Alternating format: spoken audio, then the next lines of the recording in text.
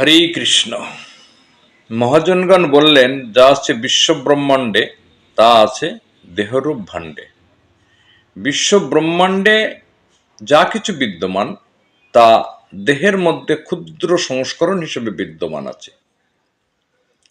মহাজনগণ তাদের তথ্য এবং নির্দেশ অনুসারে বৈষ্ণবদের যে একান্ত করণীয় সেটা হলো দাদা সঙ্গে তিলক ধারণ। শাস্ত্রের মধ্যে আছে বর্ণন শরীরের 10 স্থানে তিলক ধারণ।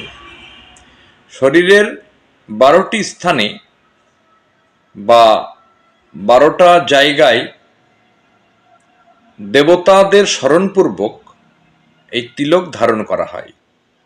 মহাজনগণ তিলক ধারণের ক্ষেত্রে কতকগুলি মন্ত্রকে ব্যবহার করেছেন। দাদা সঙ্গ বলতে শরীরের 12টি স্থানে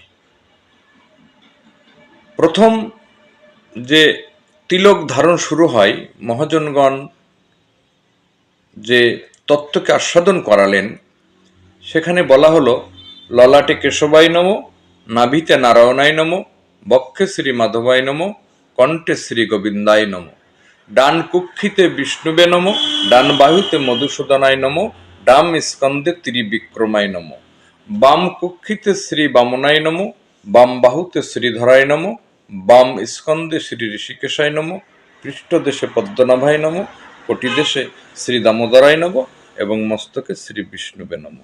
এই হিসেবে 12টা অঙ্গে 12 অঙ্গে তিলক ধারণ মন্ত্রের মাধ্যমে আমরা তিলক ধারণ মন্ত্র উচ্চারণ করি।